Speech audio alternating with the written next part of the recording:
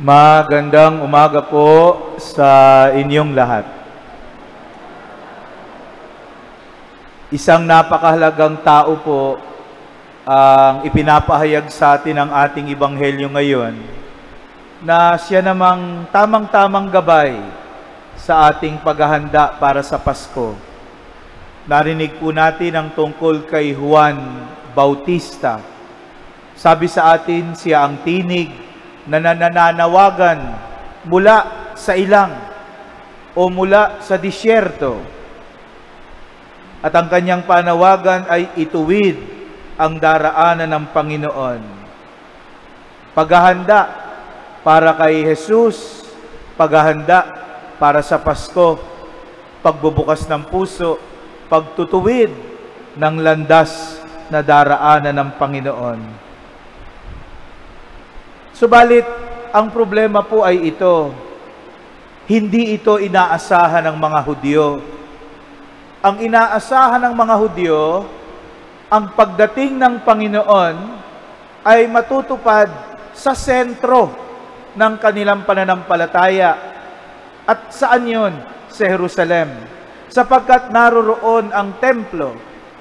They thought that the coming of the Son of Man will happen through Jerusalem.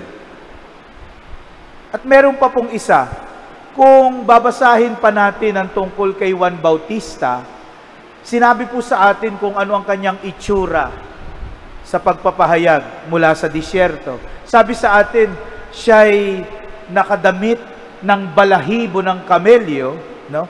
Imagine natin, si Juan Bautista, ang kanyang damit ay balahibo ng kamelyo at balat ang kanyang sinturon. At marahil, no, baka medyo madungis pa dahil napakaalikabok po sa disyerto. At ang sabi sa atin, he is eating locusts and honey. So kung titingnan natin, parang hindi masyadong presentable ang itsura, no, kung tayo ang titingin. Hindi masyadong presentable. At hindi yan ang inaasahan ng mga Hudyo. Ang inaasahan nila, ang pagdating ng Panginoon ay sa pamamagitan ng Jerusalem, ang sentro ng kanilang pananampalataya, sa pamamagitan ng kanilang mga pinuno, sa pamamagitan ng mga saserdote, mga iskriba at mga pariseyo. This is what the Jews expected. Ito ang kanilang inaasahan. Subalit si Juan Bautista nagpahayag ng pagdating ng Panginoon mula sa lugar na hindi inaasahan, mula sa taong hindi inaasahan, at sa panahon na hindi inaasahan. Alam nyo mga kapatid, hanggang ngayon, ganyan po kumilos ang Diyos sa paraan na hindi natin inaasahan. Madalas, nagsusugo na ang Diyos ng mga taong tutulong sa atin, mga taong hindi natin inaasahan. Madalas, dumadating na ang Diyos sa ating buhay sa panahong hindi natin inaasahan. Madalas, mula sa lugar na hindi natin inaasahan. Of course, pag nagsimba tayo tulad ngayon, sa loob ng simbahan, inaasahan natin ang presensya ng Diyos. Dito, sa loob ng simbahan, inaasahan natin ang biyaya ng Diyos sa harap ng tabernakulo. Pag tayo ay bumisita sa Adoration Chapel, pag tayo ay nagtumanggap ng banal na komunyon, inaasahan nating lahat yan. At importante lahat yan. Pero hindi natin pwedeng ikahon ang pagkilos ng Diyos na tila baga dito lang kayang kumilos ng Diyos. Sa misa lang kayang kumilos ng Diyos. Hindi po. Dahil ang Diyos sa kanyang mahimalang paraan, kikilos sa panahong di natin inaasahan. Sa pamamagitan ng mga taong di natin inaasahan. Kahit sa lugar na di natin inaasahan. Kaya kung hindi tayo bukas, kung hindi sapat ang ating pananalig at pananampalataya, maaari pong mangyari, nasa harapan na natin ang Diyos, dumating na sa buhay natin, di pa natin nakita. Maaari pong nangyaring nagpadala na ng mga taong tutulong sa atin, di pa natin nakita. Bakit? Dahil iba ang inaasahan natin. Gusto natin, iba ang tumulong sa atin. Maaari pong mangyari na nasa lugar na tayo kung saan kumikilos ang Diyos, pero dahil iba ang inaasahan natin, hindi pa rin natin nakita. Alam niyo po, ang isa sa mahalagang gawain ng pari ay ang magmisa araw-araw. At kasama po sa pagmimisa ay paghahanda sa pangangaral, sa homily, every day. We have to prepare for our homily. At syempre, magkaiba po yung homily pag weekdays at homily pag Sunday, tulad ngayon. Lalo na pagka napakarami natin na nagsisimba. Iba ang paghahanda pag linggo. Ako po, nakasanayan ko na sa aking pagkapari na pagdating ng Miyerkules, binabasa ko na yung Ebanghelyo para sa darating na linggo. At iba-iba ang pagkilos ng Diyos. Gumikilos ang Diyos sa iba't ibang, sa mga paraan na hindi inaasahan. Pagka minsan po, magbabasa ako ng Miyerkules ng umaga, Miyerkules ng hapon, meron na. May homily na. Ayos, relax na ako. Pagdating ng linggo, Miyerkules pa lang ng hapon, meron na. May homily na.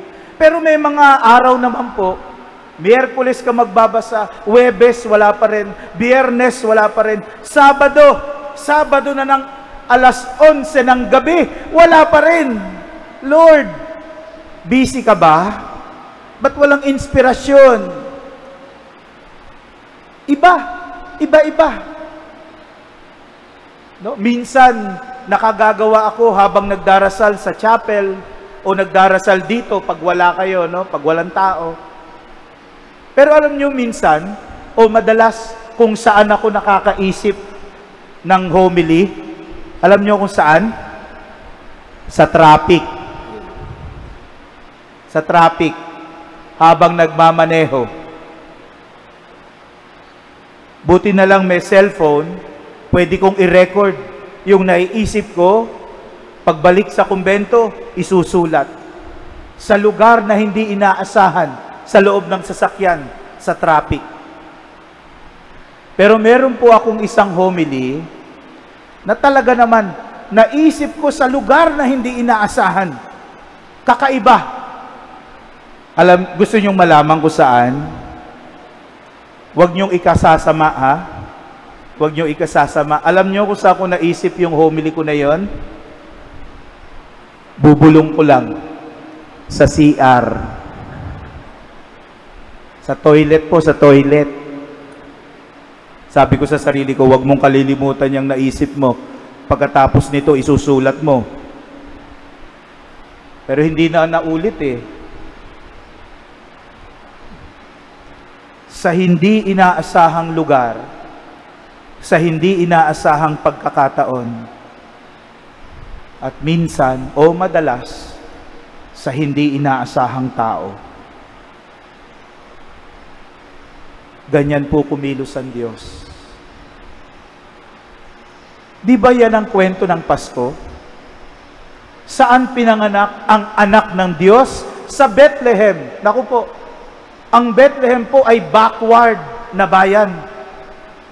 Yan po ay nasa gilid lamang ng Jerusalem, at the periphery of Jerusalem. Bethlehem is not at the center.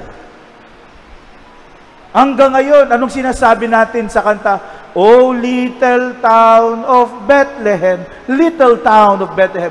Dahil hanggang ngayon, ikumpara mo sa Jerusalem, ang Bethlehem backward. Huling-huli ang Bethlehem, ikumpara mo sa Jerusalem.